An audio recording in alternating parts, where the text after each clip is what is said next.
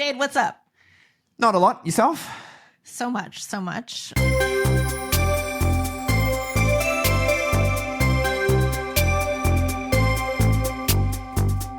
Welcome to Cover Your Assets, your podcast for navigating the financial side of divorce. I'm Josephti Cruz, and I am here with my co-host, Jade Eagles. Life doesn't always deal you the best hand, but we're here to help you CYA in every way, because when it comes to your assets, it's all about playing your cards right.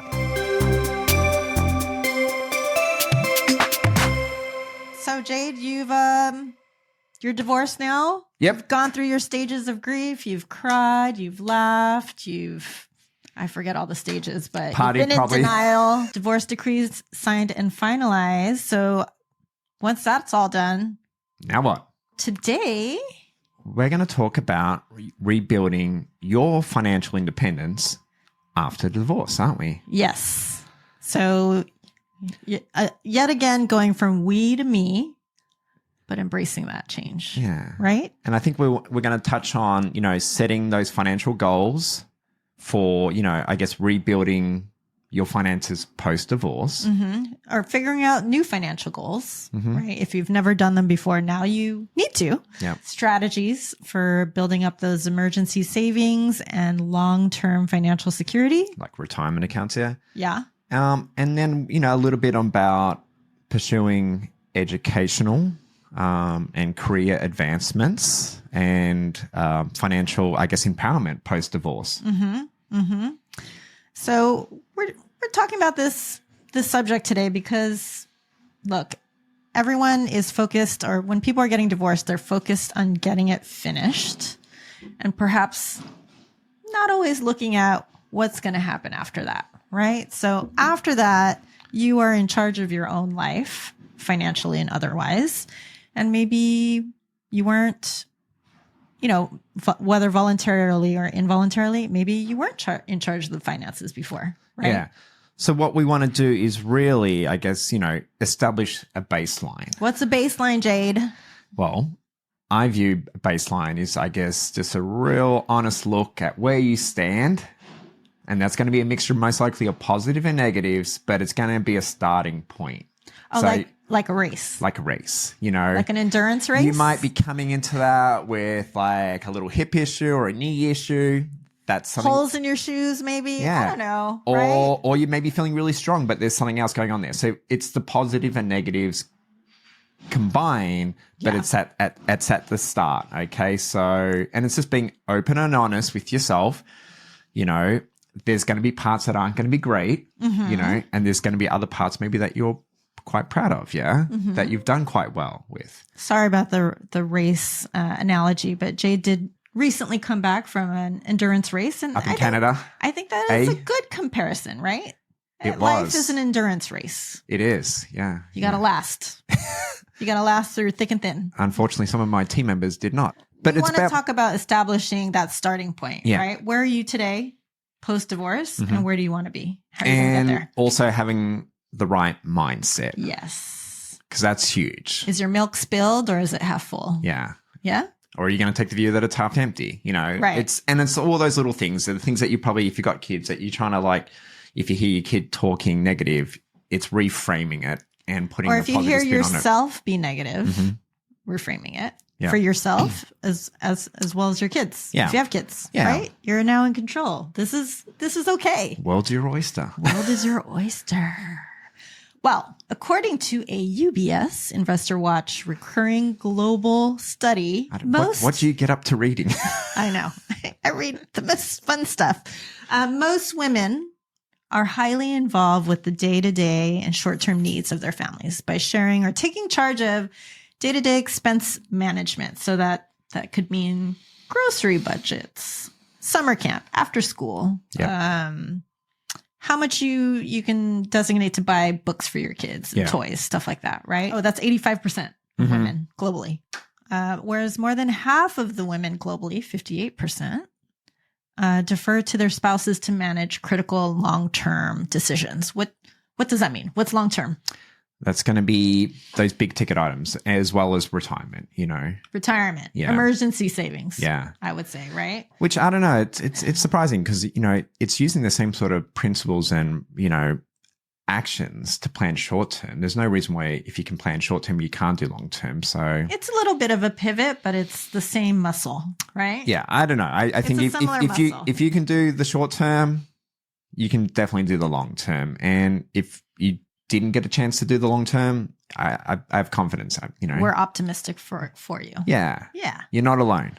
Right. So let's talk about these financial goals. So besides the day to day, how do we set financial goals, and what are financial goals? Well, I know Joe and I both came from a firm where we used to talk about with clients in terms of needs, wants, and wishes. Mm-hmm. Needs are very black and white. Yeah. Right? I need to have an Xbox. Oh, that's not a need. No. No, that's not a need. So a need is a non-negotiable. So I need shelter. yeah. So food, shelter. Probably some kind of transportation Yeah. to get to work and school. Yeah. Yeah. Those really important things that Non-negotiables. is either going to make you homeless or starving Right. without. Okay. You need the minimum to live. Yeah. And wake up. Yeah. And Right? then a want, is a nice to have, Want is a maybe like a goal that you strive for Yeah. in the future. I would like my kids to have their own bedroom post-divorce instead of having to still sleep in my bed. Right. Yeah. I would like to buy my kids their own bed. Yeah. Yeah. Yeah. Right. So that is, even though maybe that could feel like a need, that might be a want, right? So especially if you're establishing this baseline and maybe money's a bit tight, right? You really do need to move some of those things that you might think is a need into the want Into column. the want. Yeah. And wish is I want to Pie in the sky. travel around Europe for 4 weeks with Yeah. my kids. Yeah. Yeah. So that's, I don't know, even for me, that's a wish. Yeah. I would like to. Okay. I don't know when that will be. Mm-hmm. So maybe a wish is a goal that doesn't have like a set time period, maybe. Whereas maybe, hey, I want to buy my kid a bed. I want to do that in the next year, 2 years. Yeah. Right? I would even put travel sometimes as a want, like depending on what it Well, is. it But like depends a what big, kind of- yeah. whether it be like a once in a lifetime travel, that's a wish then. But Yeah. like if it's just like, Camping down the street yeah, like at the take the campsite kids for away once a year, $15. like, Yeah. because there's different prices and it costs. You can still travel somewhat affordably. Yes.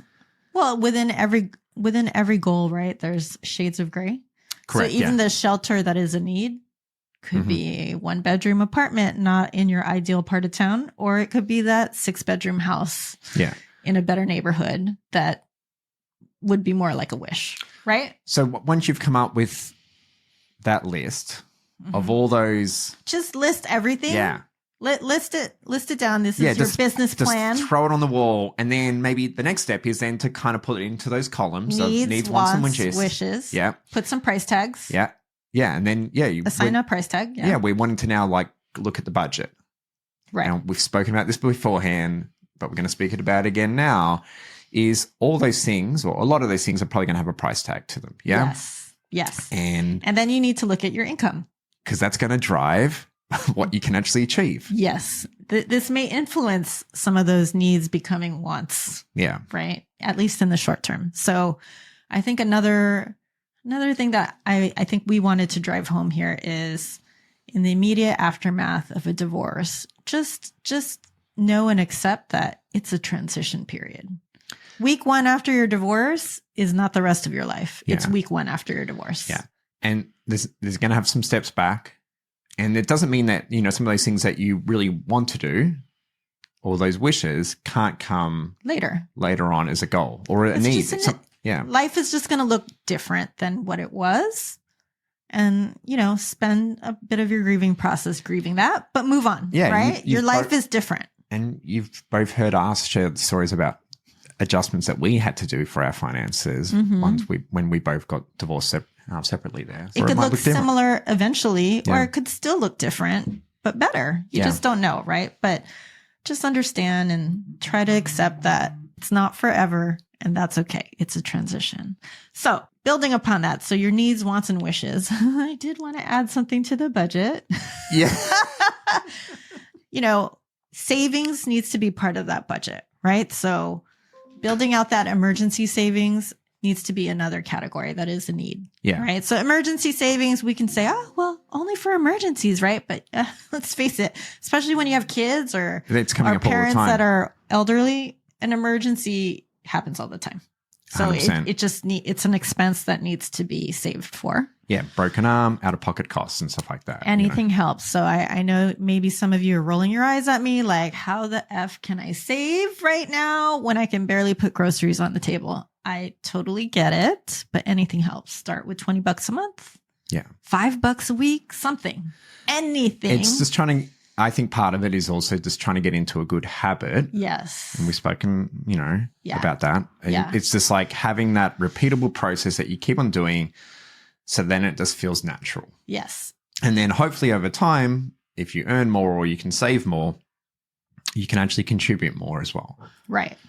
To that emergency fund or to the retirement account. And if you must play games with yourself to make sure that you're saving this money, do it, right? So probably saving that emergency fund isn't going to work as well if you leave it in your checking account where all your expenses come out of, right? Because then you see it there and it's like, ooh, extra. Yeah. I can spend that extra money at the grocery. It's no. Yeah, like I just have a separate account with the same bank, but some people like to not even be able to view that account online or, that they have to physically go into there, some sort of barrier. Or put it in an envelope and bury it somewhere in your apartment. Well, let's be honest, the banks ain't paying you much interest rate at the moment anyway. The big banks, the big banks, yeah. Right. So just do what you got to do to make sure that you don't readily spend that money and that it's not quite as available as everything else. And if you are putting it in a separate account with the bank, just be really mindful, I guess, of fees. Nuisance fees, because Chase City. God damn them. Yeah. They are jerks. Yeah. So if you're only contributing $20 a month into this account, they might take $5 a month. Yeah. So there's definitely you can definitely find an account that doesn't have any minimums or no. Exactly. Yeah. That aren't going to gouge you like Chase. Right. So in addition to these emergency savings and all the other things that you're accounting for in your budget, you do want to take care of the long term and start thinking about that. Okay.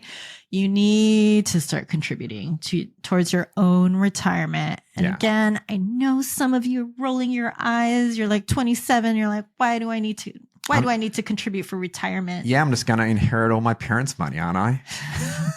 I'm not, but people think that. I'm young. I don't need to save for retirement. Well, that should be a fly on the wall in some of our clients' meetings when they say they're actually not going to give their money to their kids. Yeah. But they don't know that. Exactly.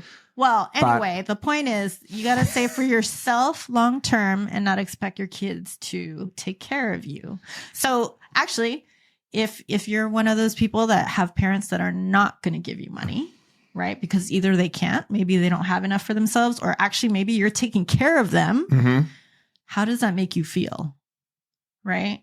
That now you're obligated to take care of your parents because they weren't able to save for themselves because they thought they were doing the right thing for doing stuff for you. And you've got kids. And you've got kids right now. Right. Sandwich, isn't it? Sandwich generation. Right. So don't do that to your kids. Start saving for yourself. You are number one now. You are not part of a couple at this moment. You are number one. And number one is not your kids. So with trying to save for those long-term goals like retirement, most employers are now obligated to offer a retirement plan. I think it's if you've got two plus at least employees. In California.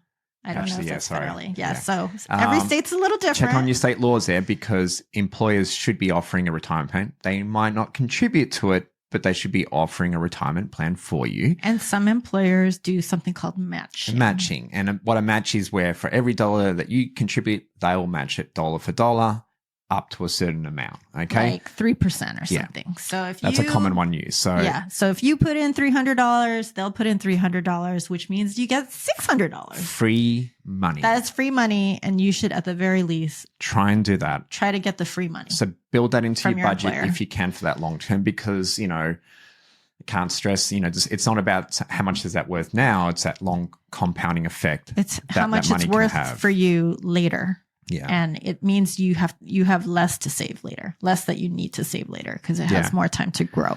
And look, if your employer doesn't offer it, maybe look around. There's definitely a lot of jobs available. That's true, right? And it's not just for people that are college educated, right? Like Correct. you can find a job that has great benefits. Starbucks has that reputation for great benefits. You've got a client who works like in his retirement at Trader Joe's, and and they've got a very generous. He's been there for over 20 years, and they have a wonderful retirement plan. He loves working there. Yeah, works in the wine section. Well, in a Hawaiian shirt. I mean, like, why wouldn't you want to work? Yeah. But there are those jobs that maybe you don't want to wear a man bun and a sleeve tattoo and work at Starbucks, But there are companies out there that do offer great benefits, and you can do that due diligence and look for them. Yeah. You might not have the skill sets now to do some of them, probably. But it doesn't mean that you can't, learn skills to be able to do it. And speaking of learning skills, see, I set it up there. Yes. Yeah. We want to kind of talk about career transitions. Yeah, and financial empowerment as well there. Right. So if you have this goal that you need to make more money or want to make more money for yourself and for your children. Don't just buy a money tree and put it out the front of the house. That ain't going to work. Right. Or wishful thinking, like, let me see if I can just create something out of nothing. Yeah. Yes. Look, work on your career transition. Transition, again, means over time. It's not going to happen in a week. You're going to work on your experience. Maybe you're going to work on your education. You could go back to school. Yes, that could be an expense. Mm-hmm. There are cheaper and more expensive ways to do it. Mm-hmm. Do you want to go back to a private university? Do you want to maybe take some online?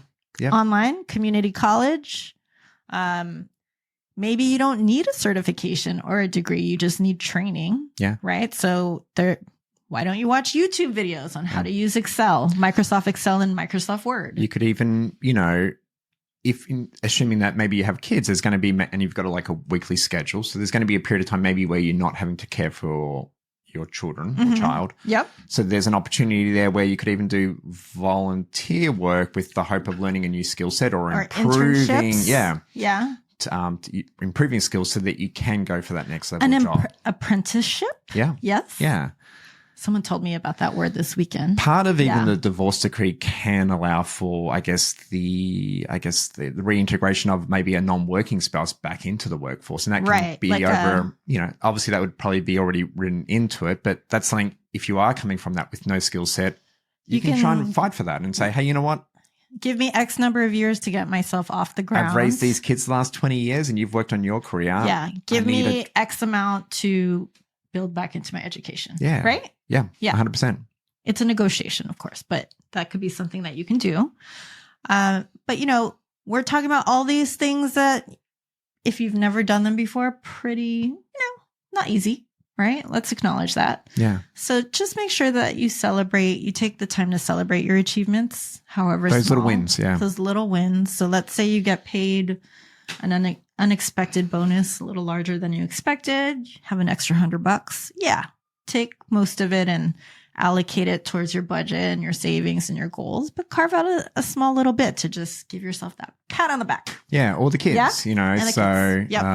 And it can be small. Like it's just something out of the normal can feel like a reward there. Okay. Right. So my mom used to take me once a month to get McDonald's breakfast from the drive-thru. Mm-hmm. And that was the biggest treat. Yeah. Biggest treat. Right. That cardboard breakfast. It was amazing. It was so good. I had one similar. So we were never allowed McDonald's except for the day that we went to the dentist. We were allowed to have it afterwards, which I know. I'm feeling it's weird. And then soda or soft drink in Australia, we're only allowed it ever on our birthdays. Yeah. Yeah. So, little things and we were that. So excited about it. Right. So, yeah. Or maybe you want that McDonald's breakfast. Yeah. Treat yourself. Right? Anyway, just know, again, we want to say this again. Financial rebuilding takes time. And look, changes may not be obvious day to day. It might help to even journal a little bit so that you can compare 3 months from now, 6 months from now, 1 year from now, and just, give yourself that pat on the back. Like, oh my gosh, I've come such a long way. Mm-hmm. I mean, I think for both of us, right, it took us years years. Yeah. Still transitioning, I would say. Yeah. And like, so, we were contributing to our retirement accounts, and we had to like kind of pull back on that at some point, just to focus on other more important needs or pull wants. back and then put it in and then pull back again. Yeah. I mean, it's just an adjustment, right? And I've mentioned before that I've had to hopscotch around the neighborhood in an effort to save money on rent. It doesn't help that kids are expensive. So kids are freaking expensive. They're cute and everything, but Jade, it is time for divorce this or that. Yeah. We are recording a few days before July 4th. It is July 1 right now. Mm-hmm. So divorce this or that. Yeah. I guess for both of us. Yeah. United States Independence Day, July 4th Independence Day, or Australia Day? Yeah. I don't have any freaking idea what Australia Day is, so why don't you tell me before I divorce it? I gotta be patriotic here. Well, I don't know how much I should tell you because it's got a bit of a black mark with some people lately. It's basically when the white people invaded, Australia. But they do have a really good barbecue. It's a holiday. It's late summer time, so it's like a really nice time to have a holiday. I'm only a green card holder, so it's not even up for a question for me. It's Australia Day. So you're like a white person invading the country? Oh, I don't know. I don't think you guys can talk much. What's your Thanksgiving Day again?